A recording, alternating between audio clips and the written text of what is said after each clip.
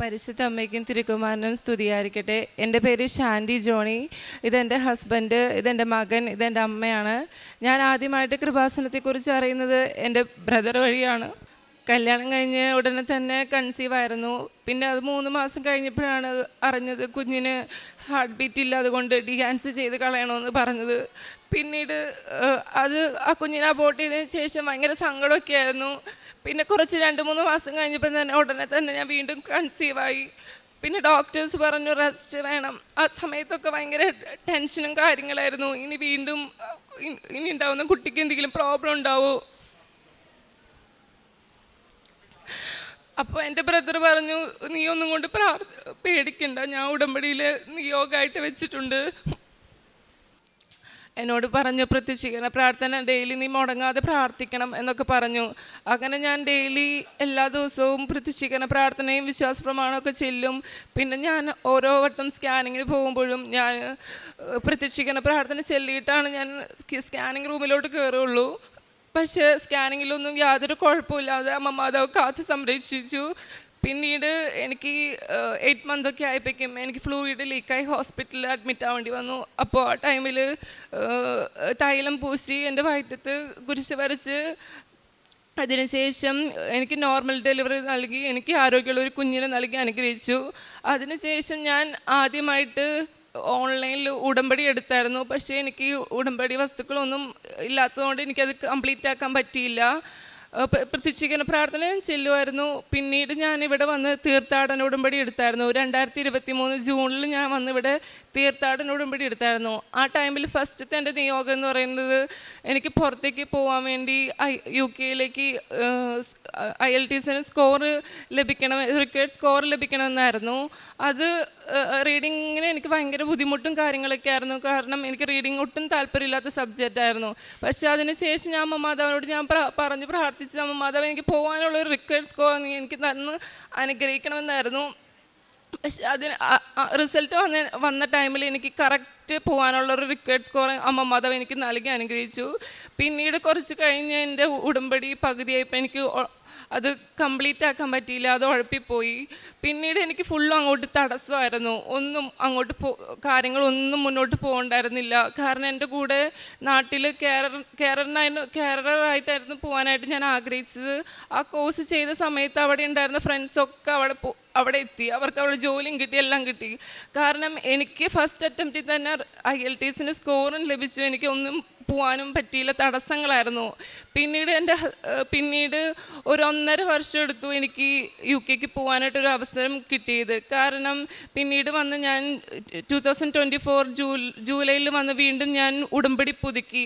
അത് 90 ദിവസം കംപ്ലീറ്റ് ആവണ ടൈമിൽ എനിക്ക് എൻ്റെ ഒരു ഫ്രണ്ട് വിളിച്ചിട്ട് പറഞ്ഞു, ചേച്ചി ഇങ്ങനൊരു വേക്കൻസി വന്നിട്ടുണ്ട്, നമുക്ക് അപ്ലൈ ചെയ്യാമെന്നൊക്കെ പറഞ്ഞു. അങ്ങനെ ഞാൻ അപ്ലൈ ചെയ്തു. വിത്തിൻ 1 മന്തിനുള്ളിൽ എൻ്റെ എല്ലാ പ്രോസസ്സിങ് കാര്യങ്ങളും എനിക്ക് റെഡിയായി, ഇൻ്റർവ്യൂ പാസ്സായി, COS ഒക്കെ റെഡിയായി. പിന്നെ എൻ്റെ ഒരു ടെൻഷൻ എന്ന് പറഞ്ഞു കഴിഞ്ഞാൽ ഞാൻ ഇറ്റലിക്ക് സ്റ്റുഡൻറ്റ് വിസയ്ക്കായിട്ട് അപ്ലൈ ചെയ്തപ്പോൾ എനിക്ക് റിജക്ഷൻസ് ഉണ്ടായിരുന്നു. പിന്നീട് ഞാൻ അവിടെ വിസിറ്റിംഗ് വിസയ്ക്ക് പോയി കുറച്ച് നാൾ ഓവർ സ്റ്റേ ഉണ്ടായിരുന്നു. അപ്പോൾ അതിൻ്റെയൊക്കെ PCs നമ്മൾ വെക്കണം. പക്ഷെ അതൊന്നും നമുക്ക് വെക്കാൻ പറ്റത്തില്ല. അപ്പോൾ എൻ്റെ ചേട്ടൻ പറഞ്ഞു, നീ അതൊന്നും വെക്കണ്ട, നീ നന്നായിട്ട് പ്രാർത്ഥിച്ചാൽ മതി, ഉടമ്പടി എടുത്തിട്ടുണ്ടല്ലോ, മാതാവ് നോക്കിക്കോളും എന്ന് പറഞ്ഞു. അങ്ങനെ ഞാൻ വിസയ്ക്ക് വെച്ചു. എൻ്റെ ഉള്ളിൽ ഒരു പേടി ഉണ്ടായിരുന്നു. ഞാൻ മാതാവിനോട് ഞാൻ പ്രാർത്ഥിക്കുമായിരുന്നു, മാതാവേ എനിക്ക് കിട്ടിയില്ലെങ്കിലും കുഴപ്പമില്ല, എനിക്ക് ഉടമ്പടിയിൽ ജീവിക്കണം, എനിക്ക് പ്രാർത്ഥനയിൽ നിന്ന് പിന്നോട്ട് പോകാൻ പറ്റരുത്. കാരണം എനിക്ക് വിശ്വാസത്തിലും പ്രാർത്ഥനയും തന്നെ മുന്നോട്ട് അമ്മയ്ക്ക് ഇഷ്ടമുണ്ടെങ്കിൽ എനിക്ക് വിസ നൽകി അനുഗ്രഹിക്കണമെന്ന് ഞാൻ പ്രാർത്ഥിച്ചായിരുന്നു. അങ്ങനെ എനിക്ക് വിസ നൽകി, യാതൊരു കുഴപ്പമില്ലാതെ എനിക്ക് വിസ നൽകി അനുഗ്രഹിച്ചു. പിന്നത്തെ എൻ്റെ ഒരു നിയോഗം എന്ന് വെച്ച് കഴിഞ്ഞാൽ ചേട്ടൻ ഇതുപോലെ ഡിസ്ക് ബൾജിങ് കാരണം കൊണ്ട് ആൾക്ക് ഭയങ്കര ബുദ്ധിമുട്ടും കാര്യങ്ങളൊക്കെ ആയിരുന്നു. ആ ടൈമിൽ കുറേ ആയുർവേദം ഫിസിയോതെറാപ്പിയൊക്കെ ചെയ്താണ് കുറച്ചൊക്കെ ഓക്കെ ആയത്. പിന്നീട് ലാസ്റ്റ് ഞങ്ങൾ ലിസിയിൽ ഡോക്ടറിനെ കാണാൻ പോയപ്പോൾ അവിടുത്തെ ഡോക്ടർ പറഞ്ഞു, കുറേ നാൾ ട്രീറ്റ്മെൻറ്റൊക്കെ ചെയ്തുകൊണ്ട് എന്തെങ്കിലും ബൾജിങ് ഉണ്ടോ എന്നൊക്കെ അറിയാൻ പറ്റത്തില്ല. കാരണം ആൾക്ക് വർക്ക് ചെയ്യാൻ ഭയങ്കര ബുദ്ധിമുട്ടാണ്, കഴുത്ത് വേദന വരും. അപ്പോൾ ഡോക്ടർ പറഞ്ഞു, നമുക്ക് CT സ്കാനും MRI നോക്കാം, കാരണം എന്തെങ്കിലും ഉണ്ടോ, പ്രോബ്ലം ഉണ്ടോ എന്നൊന്നും നമുക്ക് പറയാൻ പറ്റത്തില്ല.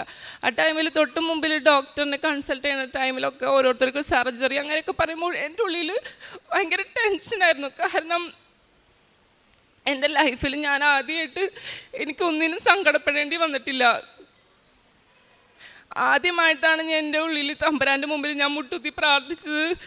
ആളുടെ MRIക്കും CT സ്കാനും യാതൊരു കുഴപ്പമുണ്ടാവരുത്, സർജറി അങ്ങനെ ഒന്നും രീതിയിലൊന്നും ആയി പോവരുത്, ഡോക്ടറിനെയും കൊണ്ട് അങ്ങനെ ഒന്നും പറയിപ്പിക്കരുതെന്നായിരുന്നു.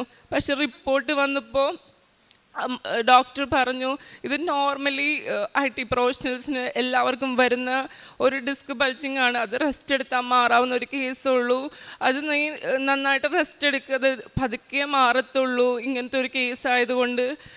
അതുപോലെ തന്നെ അനേകായിരം അനുഗ്രഹങ്ങൾ അമ്മ മാതാവ് ഈശോയും ഞങ്ങളുടെ കുടുംബത്തിൽ നൽകി അനുഗ്രഹിച്ചിട്ടുണ്ട്. പിന്നെ കാരുണ്യ പ്രവർത്തികൾ എന്ന് പറഞ്ഞു കഴിഞ്ഞാൽ ഞാൻ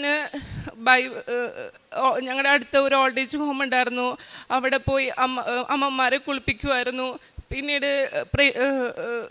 കൃപാസന പത്രം കടകളിലും ഓട്ടോ സ്റ്റാൻഡുകളിലൊക്കെ കൊണ്ടു കൊടുക്കുമായിരുന്നു. പിന്നെ എൻ്റെ ഉടമ്പടിയിൽ വന്ന മാറ്റം എന്ന് പറഞ്ഞു കഴിഞ്ഞാൽ പണ്ടൊന്നും ഞാൻ ബൈബിൾ അങ്ങനെ വായിക്കുകയോ കുറച്ച് നേരം ഇരുന്ന് പ്രാർത്ഥിക്കുകയോ ഒന്നും ചെയ്തില്ലായിരുന്നു. പക്ഷേ ഉടമ്പടി എടുത്തതിന് ശേഷം ഞാൻ ബൈബിൾ വായിക്കാനും ഒറ്റയ്ക്കിരുന്ന് പ്രാർത്ഥിക്കാനും ഒക്കെ വളരെ അനുഗ്രഹം ലഭിച്ചു. അമ്മ മാതാവിന് ഈശോയ്ക്കും ഒരുപാട് നന്ദി. സങ്കീർത്തന പുസ്തകം 34-ാം അധ്യായം 4-5 തിരുവചനങ്ങൾ. ഞാൻ കർത്താവിനെ തേടി, അവിടുന്ന് എനിക്ക് ഉത്തരമരുളി. സർവ്വഭയങ്ങളിൽ നിന്ന് അവിടുന്ന് എന്നെ മോചിപ്പിച്ചു. അവിടുത്തെ നോക്കിയവർ പ്രകാശിതരായി, അവർ ലജ്ജിതരാവുകയില്ല. ഈ എളിയവൻ നിലവിളിച്ചു, കർത്താവ് കേട്ടു, എല്ലാ കഷ്ടതകളിൽ നിന്ന് അവനെ രക്ഷിക്കുകയും ചെയ്തു. കർത്താവിൻ്റെ ദൂതൻ ദൈവഭക്തരുടെ ചുറ്റും പാളയമടിച്ച് അവരെ രക്ഷിക്കുന്നു. ഷാൻഡി ജോണി എന്ന ഈ സഹോദരിയും കുടുംബവും പരിശുദ്ധ കൃപാസന മാതാവിൻ്റെ തിരുനടയിൽ ഉടമ്പടിയെടുത്ത് ജീവിച്ചതിലൂടെ ഓരോരുത്തർക്കും ലഭിച്ച അനുഗ്രഹങ്ങളെ സാക്ഷ്യപ്പെടുത്തുകയാണ്. ആദ്യം ഒരു കുഞ്ഞ് അബോട്ടായി പോയതിലൂടെ കുടുംബത്തിലുണ്ടായ വലിയ സങ്കടം, പ്രത്യേകിച്ച് ഷാൻഡിക്കുണ്ടായ വലിയ നൈരാശ്യവും ദുഃഖങ്ങളും, അതിൽ നിന്ന് പുറത്ത് കരകയറി വരുവാനും ആരോഗ്യമുള്ള മറ്റൊരു കുഞ്ഞിനെ അമ്മ മാതാവ് ഇവിടെ ഈശോ നൽകി അനുഗ്രഹിച്ചതിനെ സന്തോഷത്തോടുകൂടി സാക്ഷ്യപ്പെടുത്തുന്നു. മകൾക്ക് വിദേശത്ത് പോകുവാനുള്ള വിസ പ്രോസസ്സിലുണ്ടായ ക്ലേശങ്ങളും തടസ്സങ്ങളും അവയെല്ലാം അമ്മ മാതാവിൻ്റെ തിരുനടയിൽ ആഗ്രഹത്തോടും പൂർണ്ണമായ ശരണത്തോടും സമർപ്പിച്ചതിലൂടെ എല്ലാ പ്രതിസന്ധികളും മാറി മാറി സുരക്ഷിതമായി വിദേശത്ത് പോകുവാനുള്ള കാര്യങ്ങൾ തെളിഞ്ഞു കിട്ടുകയും പ്രതിസന്ധികൾ മാറുകയും ചെയ്തതിനെ അമ്മ മാതാവ് ഇടപെട്ട് സമയം ചുരുക്കി ഭാരങ്ങൾ ലഘൂകരിച്ച് പ്രശ്നങ്ങൾക്ക് പരിഹാരം കണ്ടെത്തി ആ വിസ പ്രോസസ്സ് വേഗമാക്കിയതിനെ മകൾ സാക്ഷ്യപ്പെടുത്തുന്നു. പിന്നെ ഭർത്താവിന് വന്ന രോഗാവസ്ഥയിൽ അമ്മ മാതാവിൽ വളരെ കണ്ണീരോടുകൂടി ആശ്രയിച്ച് പ്രാർത്ഥിച്ചപ്പോൾ അത് സാധാരണ ഒരു കാര്യമാണെന്നും പേടിക്കേണ്ടതില്ലെന്നും വലിയ ആശ്വാസത്തിൻ്റെ വാക്കുകൾ ലഭിക്കുവാനും സാധാരണ ജീവിതത്തിലേക്ക് വേഗം ജീവിത പങ്കാളി മടങ്ങി വരുവാനും ലഭിച്ച അനുഗ്രഹത്തെ സാക്ഷ്യപ്പെടുത്തുന്നു. പ്രിയമുള്ളവരെ, കുടുംബം ഒരുമിച്ച് നിന്ന് കർത്താവിൻ്റെ എൽത്താരയിൽ പരിശുദ്ധ അമ്മയുടെ സംരക്ഷണത്തെക്കുറിച്ച് സാക്ഷ്യപ്പെടുത്തുകയാണ്. ജീവിതത്തിൻ്റെ വിവിധ പ്രതിസന്ധി മേഖലകളെ ഈ കുടുംബം സ്പർശിക്കുന്നുണ്ട്. സന്താന സൗഭാഗ്യമില്ലാത്തതിൻ്റെ സങ്കടത്തെ അവർ സൂചിപ്പിക്കുന്നുണ്ട്. തൊഴിലിൽ വന്ന ക്ലേശത്തെ അവർ സൂചിപ്പിക്കുന്നുണ്ട്.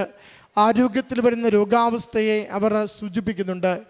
ഓരോ മേഖലയിലും അമ്മ മാതാവിൽ സമർപ്പിച്ച് പ്രാർത്ഥിച്ച് നേർച്ച വസ്തുക്കൾ സ്ഥിരതയോടെ ഉപയോഗിക്കുകയും കണ്ണീരോടുകൂടി കുടുംബ പ്രാർത്ഥനയിലും വചന വായനയിലും പരിശുദ്ധമ്മയുടെ സംരക്ഷണം തേടുകയും ചെയ്യുമ്പോൾ അത് ഓരോ പ്രതിസന്ധിയും ഓരോ പ്രശ്നവും പരിഹരിക്കപ്പെട്ട് വിശ്വാസം ആഴപ്പെടുത്തി കൊടുക്കുകയും കൂടുതൽ വിശ്വസ്തതയുള്ള സന്തോഷമുള്ള ജീവിതത്തിലേക്ക് കുടുംബത്തെ നയിക്കുകയും ചെയ്യുന്നതിനെ ഈ മകൾ ഇവിടെ സാക്ഷ്യപ്പെടുത്തുന്നു.